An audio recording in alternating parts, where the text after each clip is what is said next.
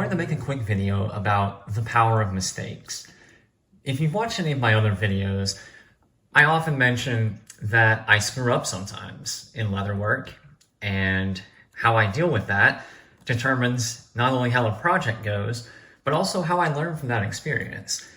Anytime I mess up on a video, I always try to give an alternative way to fix it or to learn from it, because we're all going to screw up sometimes, whether it's leatherwork or anything else that you're doing.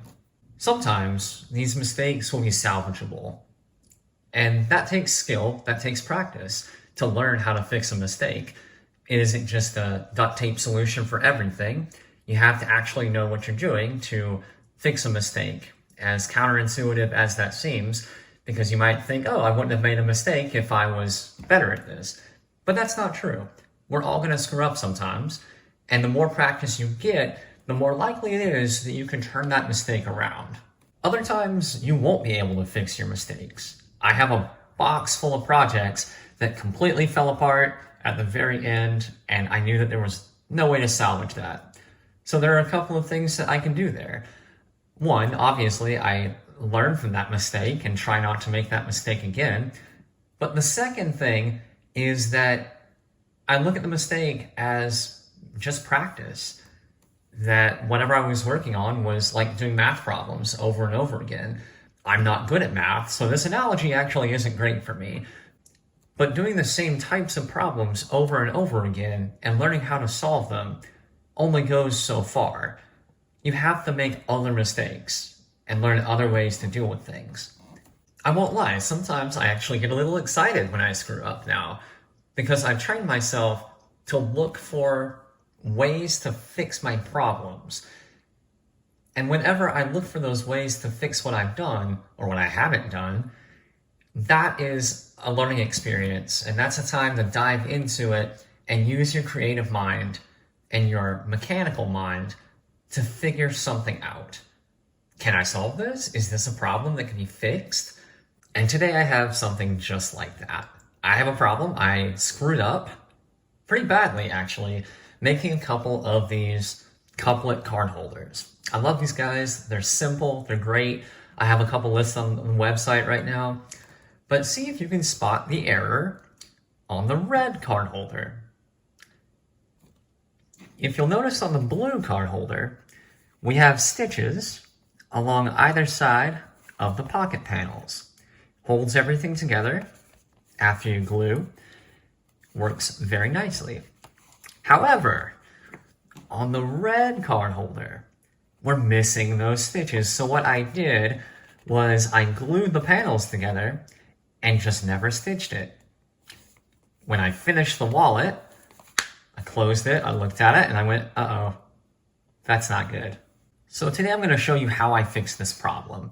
This is by far one of the stupidest things that I have done in quite some time, but that's okay. We're going to work through this and logic it out, and I'll show you a couple of tricks on the way. So what needs to happen if I want to sew these panels is that we need to punch holes. But I definitely don't want to punch through the exterior shell there. That would ruin the whole wallet. So what we can do is I'm going to grab this piece of split leather that I was working on a belt strap for, and we're going to slide it in behind the pocket panel. Okay, so that's going to protect the back piece of leather from being punctured. I've got my wing dividers set to about 3.5 millimeters. So we'll just draw ourselves a line. You want to make sure it's about the same length. Yep, looks good. We'll do the same on the other side. Okay.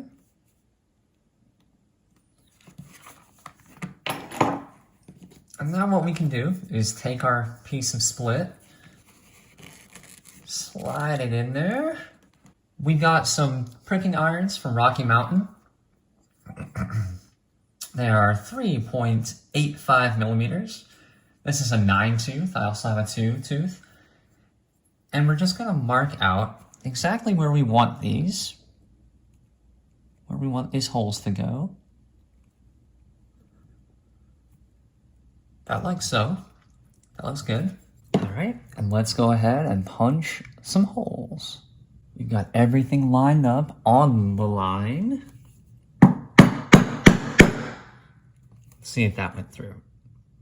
It did. Okay, so we're all set. Move on down the line here.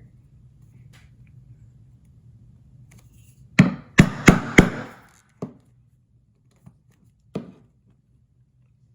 then we should have one more hole. All right, so now I'm just going to repeat that with the other side here. Whenever you're punching holes in your leather, it's always best to measure twice, punch once, because you really can't undo this. Next, we're going to take our bone folder and close these holes up a little bit so that they aren't just gaping open. We're going maximum red with this wallet. So I've got some red, the light's kind of weird here, but I've got some red Vinymo number 5. That's about 0.6 millimeters. So we'll go ahead and measure this out. I like to use about 5 times the length. That's pretty much where I'm at these days.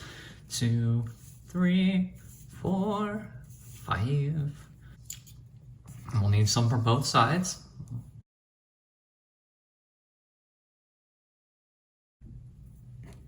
Vinymo is an unwaxed polyester thread, so we're going to take some beeswax here. This will help it to go through the holes easier, but it'll also help preserve our dainty little fingers.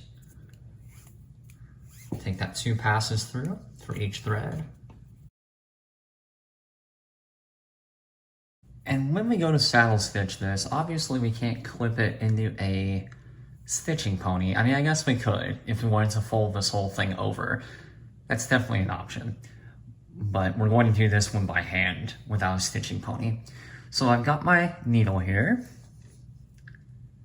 And we have our thread, so let's thread that. Okay.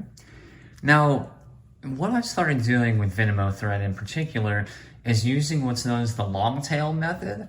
So instead of tying a knot or instead of punching the needle through the thread and creating a locked needle here, what I've taken to doing with Vinymo is giving it just a super, super long tail. And I learned this method on a leatherworking blog or a forum, I guess. And it's worked out really well for me. I used to have issues with Vinymo coming undone. It would unravel just every time I tried to use it. And I just convinced myself that I didn't like Vinymo because it was not working for me.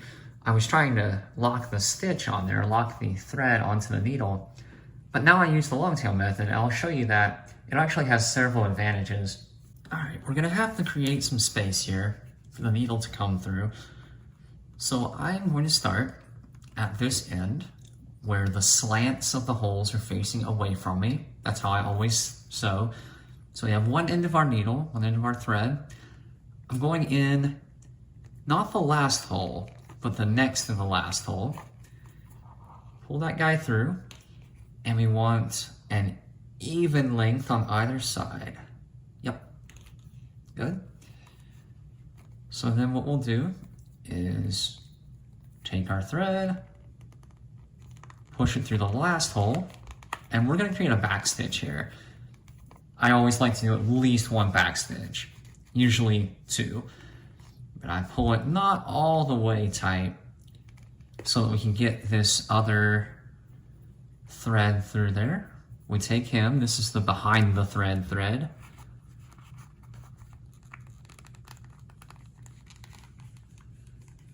Slide him through. You always run a risk of catching your thread with the needle, and that's never super fun. Okay, I'm going backward, up through.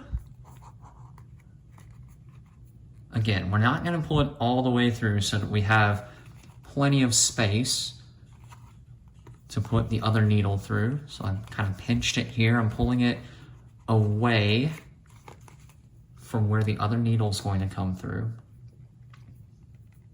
Okay. Trying to get a good angle there for you. There it is. Okay, and we just pull him tight. And there's our back stitch. Now we can start our stitch line proper. I'm gonna start with this guy on the grain side. That's the smooth side. Pull him through. Okay. Now I've got that piece of thread that I pull down on both sides. Take the back needle. See, I caught the thread there, so you've got to be super careful. There we go. Push him through. We don't need a beautiful backside when we're doing this. So we're not going to do anything like casting our stitch. That would be really difficult in this, this situation. But in a future video, I'll talk about casting your stitch to have a nice looking slanted backside and a couple other neat tricks that I've learned over the past couple of years. This is just to help us remedy a situation that we've created for ourselves. Now, quarter leather is the master of sewing without a stitching pony. He's really fantastic, and he's, wow, sorry. I am trying to do this and talk at the same time. So if you're trying to sew without a stitching pony, I highly recommend watching Quarter Leather's YouTube channel. Another great YouTuber who sews like this is STR Handmade. Really cool guy. I believe he is also named Thomas.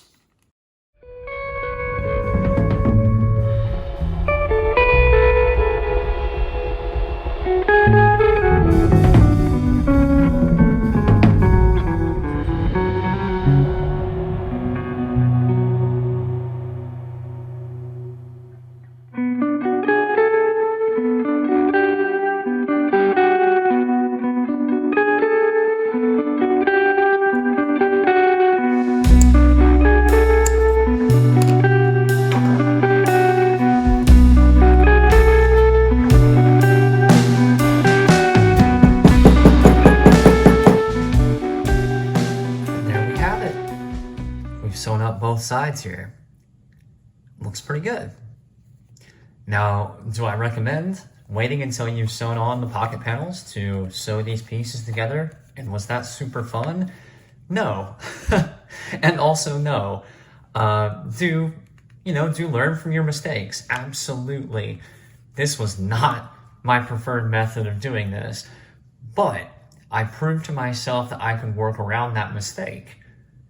And that is more valuable to me than doing it perfectly the first time.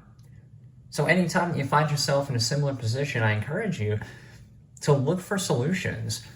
Even if the solution isn't one that you'll use every single day, if you have that in your back pocket, you're gonna find yourself in a much better spot when you do make mistakes. I just wanted to throw this together and make it into a learning experience. Thanks for following along, guys. I hope you have a great one. You can check us out at tchleather.com, or our Instagram is in the link along with everything else. So I will catch y'all later. Take care.